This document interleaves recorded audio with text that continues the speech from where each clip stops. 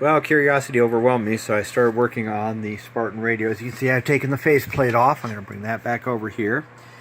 Had a surprise when I took it apart.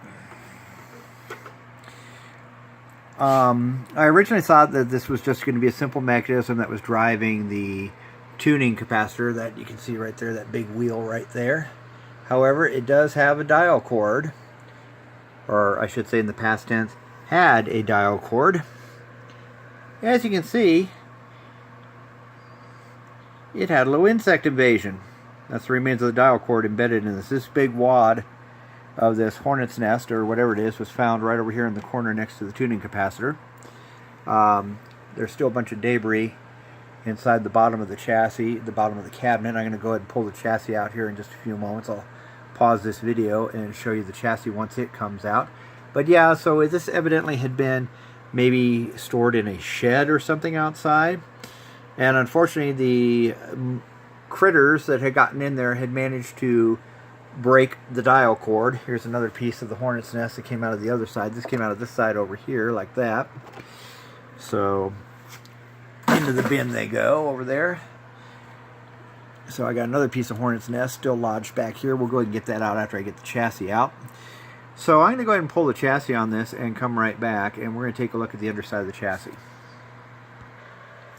Actually, I'm going to resume for just a moment. This little red peg you see with the string attached to it, evidently that is the dial pointer. And the way the dial is constructed, originally I had thought, I'm looking at this panel through the light now, originally the way it was sloped, I thought maybe that the panel lit up the knobs. Obviously, as you can see, it does not.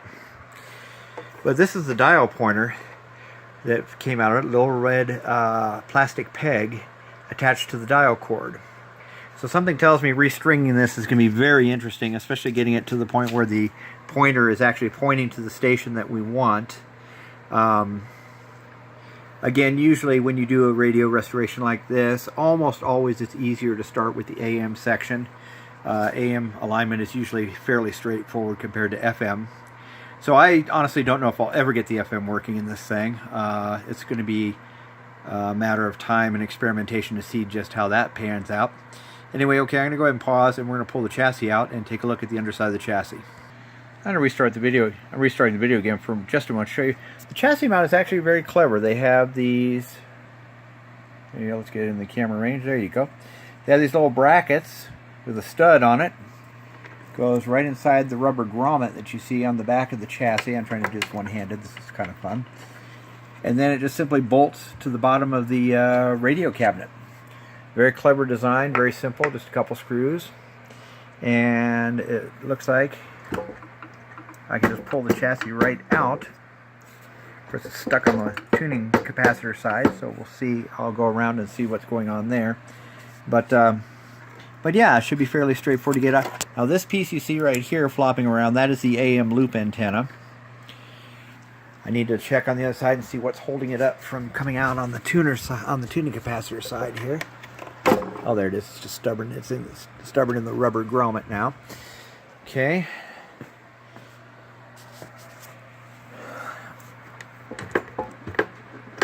If I got it all the way out of the grommets, it should come right out, and it's not coming out. Sorry, you got a nice view of the... Okay, I'm going to pause the video and pull the chassis out. Okay, the chassis is now free of the cabinet. There were some long screws in the bottom of the cabinet right here that went in and retained the chassis at the front in any event. It kept it from sliding out. So the chassis itself, I'm going to flip it over so we get some light here.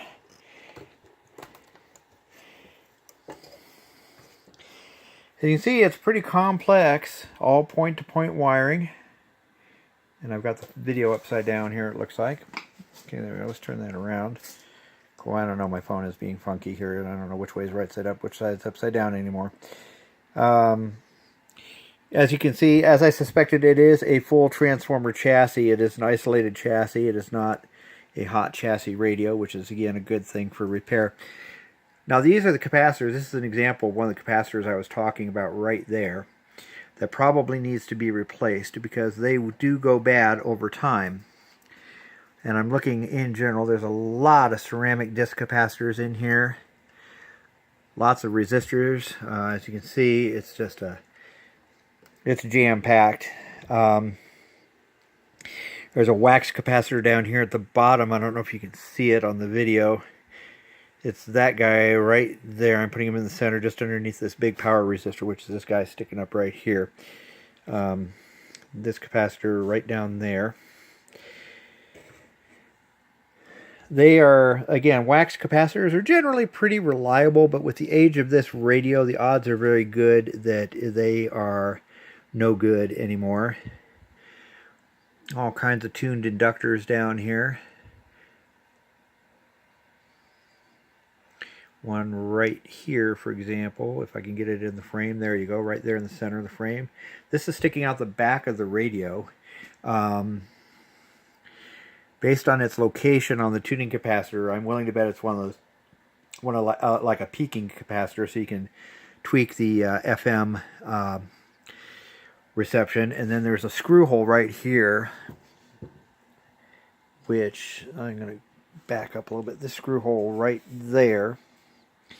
And there is a small capacitor right there behind that. It's the white thing that just says 4368-1. That I would be 99% positive is the AM tweaking capacitor for antenna matching. As you can see, there's a little bit of spider webs inside the radio here. Overall, in very, very good condition considering its age. And the main thing I am noticing, and again, the light is really kind of crappy for this video. Sorry for all the motion, too. I don't see any burned or charred components, which is always a good sign. Usually, especially with older radios, sometimes you'll end up with components that burn out and get charred. It looks like right here, I don't know if that's a simple inductive choke or if that's for the speaker output. Now you can see inside the cabinet, I know I've got it sideways and upside down, so let's turn this around. There again is the speaker. You can see all the rodent detritus in here. But the chassis again appears to be in surprisingly good shape. So I feel this will be a relatively simple restoration to get it up to optimum performance. I think replacing some capacitors. They're right there below the mica mold capacitor. I'm sure that one is going to be a prime candidate for replacement. I really see 1, 2, 3, 4, 5. I see 5 capacitors that are prime candidates for replacement. Almost everything else in here. The ceramic disc capacitors usually don't go bad. They don't age or change value to the point where they would be a problem. It's just these guys, the wax capacitors, and of course the main electrolytic capacitor. Which, let me see if I can flip this over without breaking it. There we go. This big silver can right here. I think I might be able to see the ratings right now. Okay, the phone isn't picking it up. I'm trying to look at it with my bare eye and see what... I cannot make it out, and again, I can't do it while I'm holding the phone in my hand. It is a dual capacitor can. Like I say, since it seems to be in good condition, the radio has very little hum. I'm not necessarily going to worry about replacing it at the moment. There's a cute little tube back here.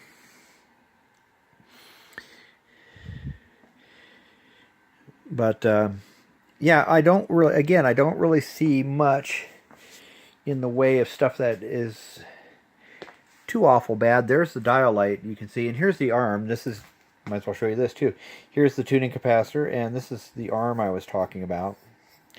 So originally I was thinking the pointer was part of that assembly as well, but no, it just simply helps to sweep the dial light across the dial, so it tends to keep the pointer fairly well illuminated. So not a pretty clever little design, actually, when you think about it. There is the dial scale right here. Once again, you can see that. I'm going to tilt up. So anyway, like I say, curiosity overwhelmed me, so I decided to open the radio up and take a look at it. So I don't foresee a long or complicated path in restoring this radio. I am going to look online, see if I can find the schematic for it. Oh, the other thing I found in the bottom of the chassis was this tube. As you can see, the critters got to it. I have to clean it off and see if I can find out what tube number that is and see which one it was that evidently was replaced at one point or another. I can kind of almost make out the number right there. See if the camera will help.